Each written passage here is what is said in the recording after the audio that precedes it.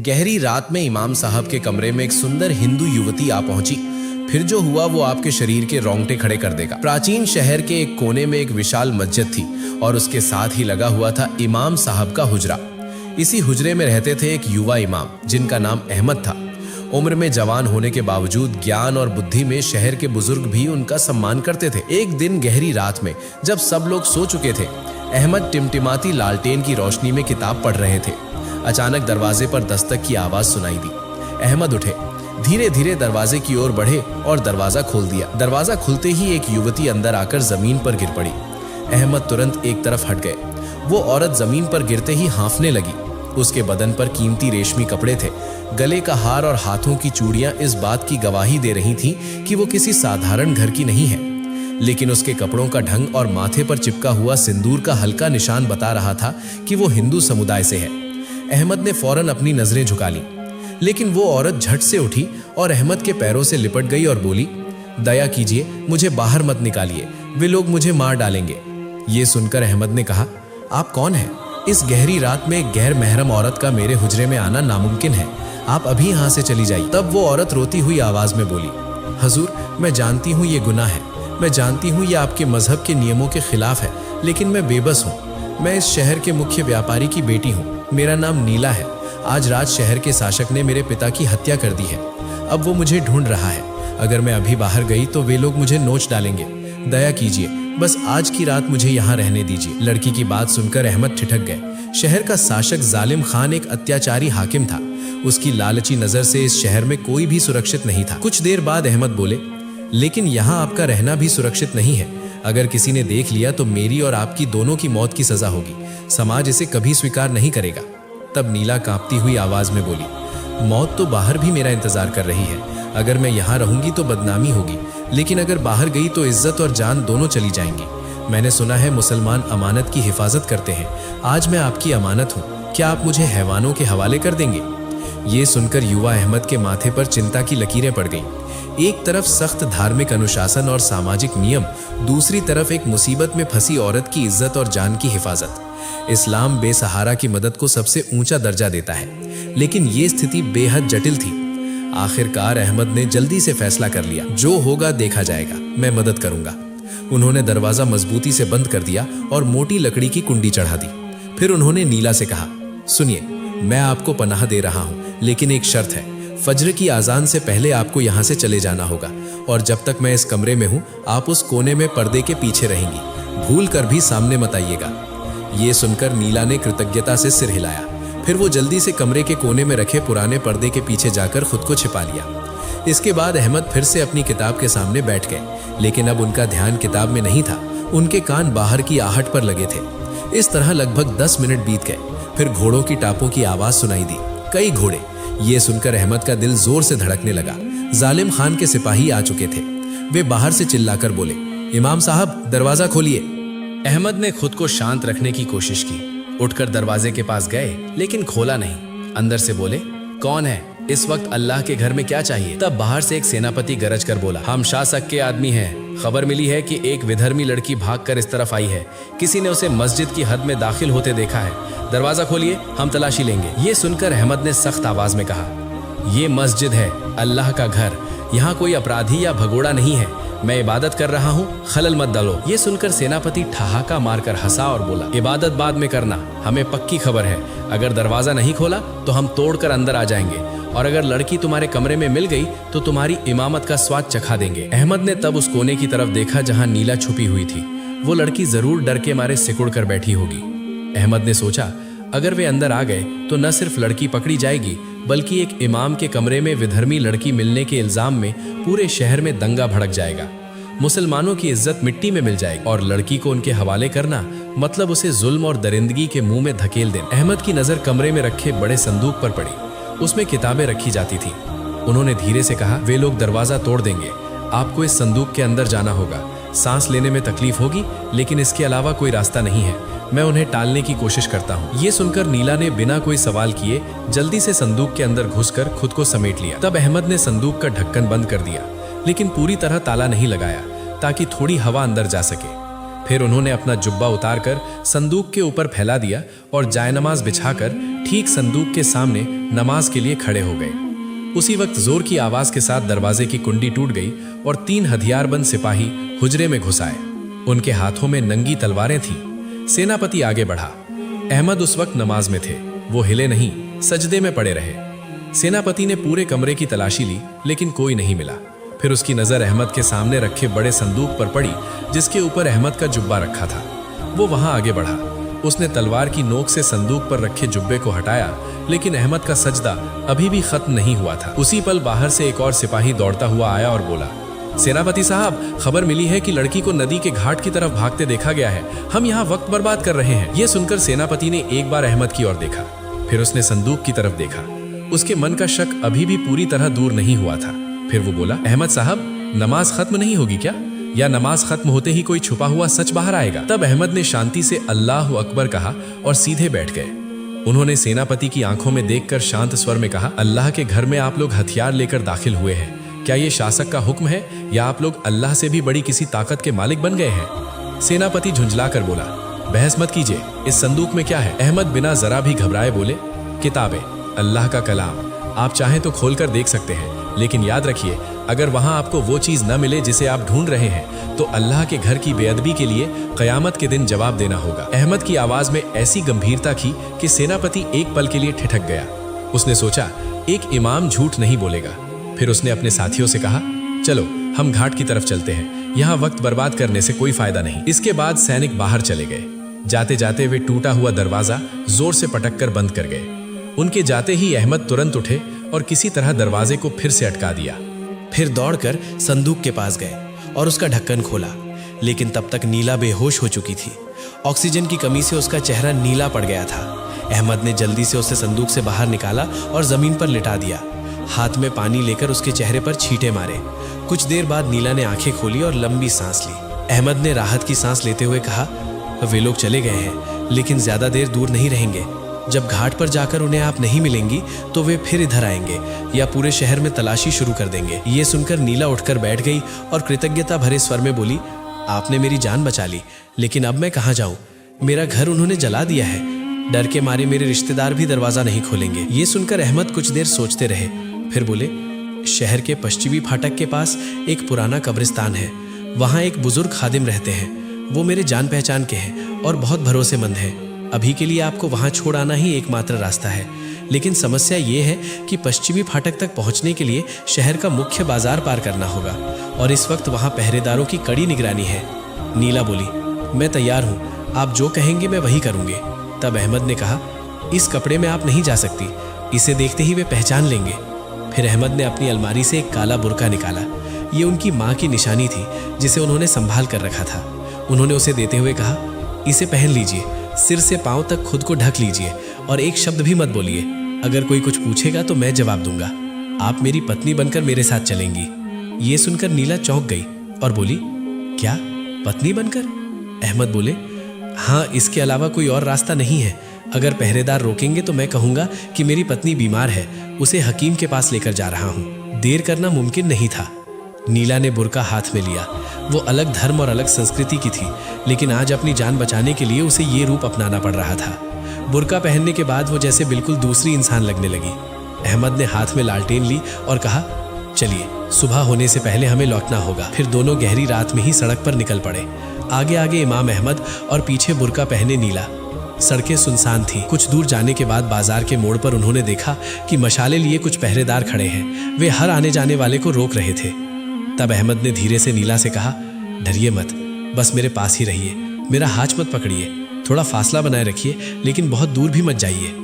जैसे ही वे पहरेदारों के सामने पहुंचे, एक ने रास्ता रोककर कहा, रुकिए, इतनी रात में कहाँ जा रहे हैं? अहमद ने लालटेन ऊपर उठाई ताकि रोशनी उनके चेहरे पर पड़े और बोले, मैं मस्जिद का इमाम अहमद हूँ। ये सुनकर पहरेदार उन्हें पहचान गया और बोला, ओ हजूर, माफ कीजिए, लेकिन इतनी रात में कहाँ जा रहे हैं? अहमद ने शांत स्वर में कहा, मेरी पत्नी अचानक बहुत बीमार हो गई है, पेट में तेज दर्द है, उसे पश्चिमी मोहल्ले के हकीम दादा के पास लेकर जा रहा हूँ। देर करना मुमकिन नहीं था। ये सुनकर पहरेदार ने पीछे खड़ी बुर्का पहनी औरत की तरफ देखा और बोला, लेकिन हजूर, आज रात सख्त पहरा है। शासक का हुक्म है कि जो भी संदिग्ध लगे उसे रोकना होगा। एक फरार मुजरिम को ढूंढा जा रहा है। ये सुनकर अहमद बोले, क्या मैं कोई फरार मुजरिम हूँ या मेरी क्या मेरी बीमार पत्नी कोई मुजरिम है? हमें जाने दीजिए, देर हो गई तो कोई अनहोनी हो सकती है। ये सुनकर पहरेदार थोड़ा हिचकिचाया। तभी दूसरा पहरेदार आगे आकर बोला, हुजूर को जाने दो, ये झूठ नहीं बोलेंगे। फिर वो लड़की तो हिंदू है और ये तो हुजूर की बीवी है, रास्ता छोड़ो। ये कहकर पहरेदार एक तरफ हट गए। अहमद ने आगे कदम बढ़ाया और नीला भी उनके पीछे चल दी। उनके दिल अब भी तेजी से धड़क रहे थे। कुछ दूर जाने के बाद एक और फाटक आया। वहां एक विशालकाय हबशी जल्लाद खड़ा था जिसका नाम कालू था। कालू इंसानों की गंध से ही पहचान लेता था कि कौन अपना है और कौन पर आया। उसने दूर से ही उन्हें आते देखा और अपनी भारी कुल्हाड़ी जमीन पर पटकते हुए गरजा। रुको! अहमद ठिठक गए। इस आदमी को बातों से बहलाना आसान नहीं था। कालू आगे बढ़ा और नीला की तरफ देखने लगा।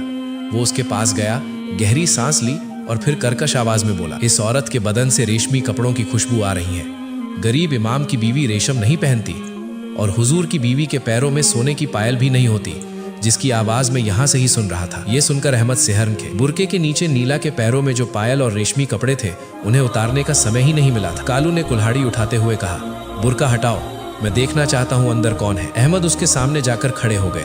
उनके हाथ में कोई हथियार नहीं था, सिर्फ ईमान की ताकत थी। उन्होंने कहा, किसी औरत के कपड़ों को हाथ लगाने से पहले तुम्हें मुझे मारना होगा। यह सुनकर कालू हंस पड़ा और बोला, तो ऐसा ही सही। ये कहकर उसने कुल्हाड़ी घुमाई।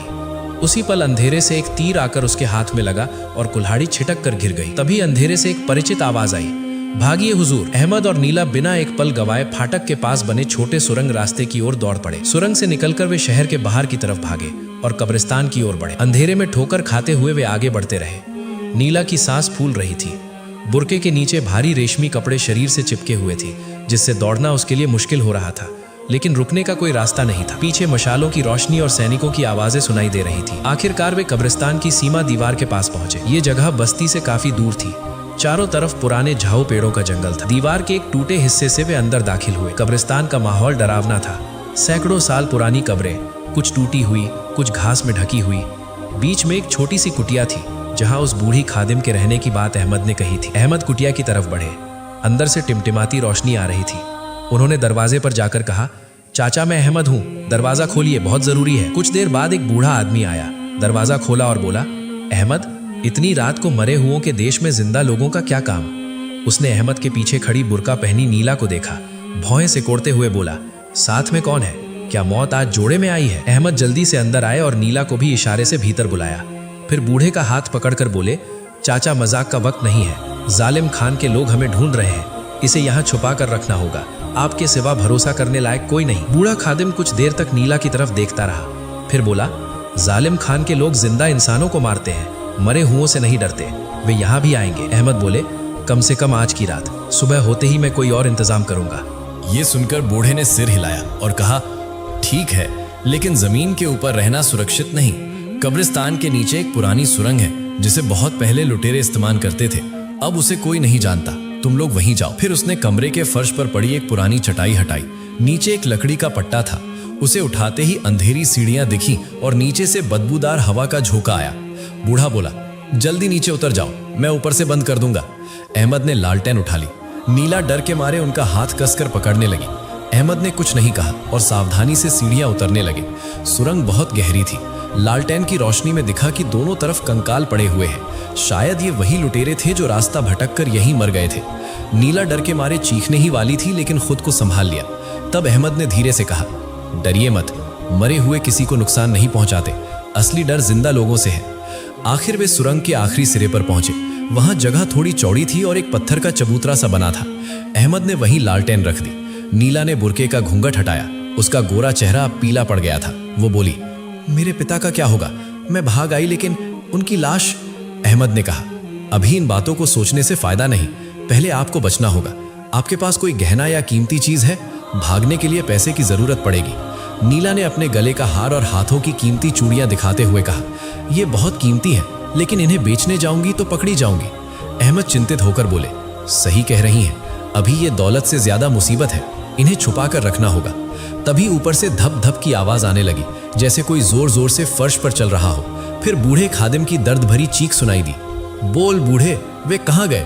हमने उन्हें इसी तरफ आते देखा था। ये सुनकर नीला डरकर अहमद की तरफ देखने लगी। अहमद ने होठों पर उंगली रखकर उसे चुप रहने का इशारा किया। दोनों सांस रोककर खड़े रहे। कुछ देर बाद ऊपर से भारी आवाज आई, पूरा घर देख लिया, कहीं नहीं है, लगता है जंगल की तरफ भाग गए। बूढ़े को बांध दो, लौटते वक्त पूछताछ करेंगे। सैनिक चले गए, लेकिन अहमद को चैन नहीं मिला। वो जानते थे कि जालिम खान की खास फौज इतनी आसानी से हार नहीं मानती। वे शिकारी भेड़ियों की तरह शिकार सूंघ लेते हैं। करीब 1 घंटे बाद सब कुछ शांत हो गया। तब अहमद बोले, हमें यहाँ से निकलना होगा, लेकिन उसी रास्ते से नहीं जहाँ से आए थे। इस सुरंग का कोई और रास्ता भी होना चाहिए। उन्होंने लालटेन उठाकर दीवारों को ध्यान से देखना शुरू किया। सुरंग के आखिर में एक दीवार ऐसी लगी जैसे ढीले पत्थरों से बनी हो। अहमद ने धक्का दिया तो एक पत्थर हिल गया। फिर उन्होंने और नीला ने मिलकर पत्थर हटाने शुरू किए। पत्थर हटाने के बाद दूसरी तरफ एक और अंधेरा रास्ता दिखा। वहां से ठंडी हवा आ रही थी, मतलब वो रास्ता बाहर की तरफ जाता था। अहमद बोले, चलो इसी तरफ चलते हैं। फिर वे उस नए रास्ते पर चलने लगे। रास्ता धीरे धीरे ऊपर की ओर चढ़ रहा था। काफी दूर चलने के बाद वे झाड़ियों के पीछे निकल आए। जगह अनजानी थी। दूर शहर की रोशनी दिख रही थी, लेकिन उल्टी दिशा में। वे शहर की दीवार के बाहर आ चुके थे। तब नीला ने पूछा, ये कौन सी जगह है? अहमद ने चारों तरफ देखकर कहा, यह शैतान का टीला है। यहाँ से नदी बहुत करीब है। हमें नदी पार करनी होगी। लेकिन नदी के घाट तक पहुंचने से पहले ही उनका रास्ता एक छाया मूर्ति ने रोक लिया। वो झाड़ियों के पीछे से बाहर आई। उसके हाथ में धनुष था और चेहरा काले कपड़े से ढका हुआ। वो बोली, मुझे पता था तुम लोग इसी रास्ते से निकलोगे। उसकी आवाज किसी औरत जैसी थी। अहमद सतर्क होकर खड़े हो गए और बोले, तुम कौन हो? क्या गेट पर तुमने ही तीर चलाया था? छाया मूर्ति ने अपने चेहरे से कपड़ा हटाया। सामने एक तेजस्वी युवती थी। उसकी आंखों में अजीब सी चमक थी। वो बोली, मेरा नाम सारा है। मैं जालिम खान के महल में काम करती हूँ, लेकिन मैं विद्रोहियों की जासूस हूँ। नीला देवी को बचाना मेरी जिम्मेदारी है। ये सुनकर नीला हैरान होकर बोली, तुम मुझे जानती हो? सारा ने कहा, आपके पिता हमारी बहुत मदद करते थे। उनकी मौत की खबर मिलते ही मैं निकल पड़ी। इमाम साहब, आपने बहुत बड़ा जोखिम उठाया है। अब आगे की जिम्मेदारी मेरी है। अहमद बोले, तुम अकेली नहीं कर पाओगी। जालिम खान की भेड़िया फौज तुम्हारी गंध पकड़ लेगी। नदी पार करना आसान नहीं होगा। सारा बोली, नदी पार करने के लिए नाव तैयार है, लेकिन समस्या दूसरी जगह है। जालिम खान ने शहर के सारे मल्लाहों को मार डाला है ताकि कोई भाग न सके। हमें खुद ही नाव चलानी होगी, और आज रात नदी में भी शाही पहरा है। ये सुनकर अहमद ने पूछा, तो फिर रास्ता क्या है? सारा ने अपनी जेब से एक नक्शा निकाला और दिखाते हुए बोली, शहर के उत्तर में एक पुरानी पानी की चक्की है। वहां से नदी के नीचे एक गुप्त नाला जाता है। उसी रास्ते से हम सीधे नदी के पार नहीं पहुंच पाएंगे, लेकिन जंगल में निकल सकते हैं। रास्ता बहुत खतरनाक है, सांप और मगरमच्छ भरे पड़े हैं। तब नीला थकी हुई आवाज में बोली, मैं अब और नहीं चल पा रही, मेरे पैर जवाब दे रहे हैं। अहमद ने कहा, रुकने का वक्त नहीं है, चलिए पानी की चक्की की तरफ। फिर तीनों अंधेरे में उत्तर की तरफ बढ़ने लगे, लेकिन उन्हें पता नहीं था कि कालू उनका पीछा कर रहा था। गेट पर तीर लगने से उसका हाथ जख्मी हुआ था, फिर भी वो रुका नहीं। वो खून से भीगा हाथ लिए कुत्ते की तरह गंध सूंघते हुए उनके पीछे लगा था, और उसके साथ 10 और खूंखार योद्धा थे। आखिर वे लोग पानी की चक्की के पास पहुंचे। तब तक सुबह होने लगी थी। दूर कहीं से अजान की आवाज आ रही थी। अहमद का दिल भर आया। आज वो अपनी मस्जिद में फज्र की नमाज नहीं पढ़ा सके, शायद अब कभी भी नहीं पढ़ा पाएंगे। पुरानी पानी की चक्की विशाल पत्थरों की बनी थी। उसके नीचे से काला गंदा पानी बहता हुआ नदी में गिर रहा था। सारा बोली, हमें इसी गंदे पानी के रास्ते से जाना होगा। नीला ने घृणा से नाक सिकोड़ ली, लेकिन कुछ नहीं कहा। वे लोग नीचे उतरने लगे। पानी कमर तक था और बहुत बदबू आ रही थी। अचानक पीछे से एक भयानक आवाज गूंजी। कालू अपनी फौज के साथ वहां पहुंच चुका था। वो चिल्लाकर बोला, अरे शैतान की औलादा, क्या समझे थे, भाग जाओगे। सैनिकों ने उन्हें चारों तरफ से घेरना शुरू कर दिया।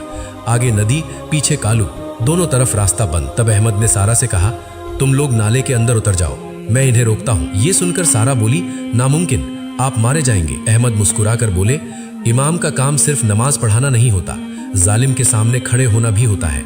तुम लोग जाओ। प्रिय मित्रों, आज के लिए कहानी का ये हिस्सा यहीं तक। अगला भाग देखना चाहते हैं तो वीडियो को लाइक करें और कमेंट बॉक्स में जरूर बताइए। अपना ख्याल रखें।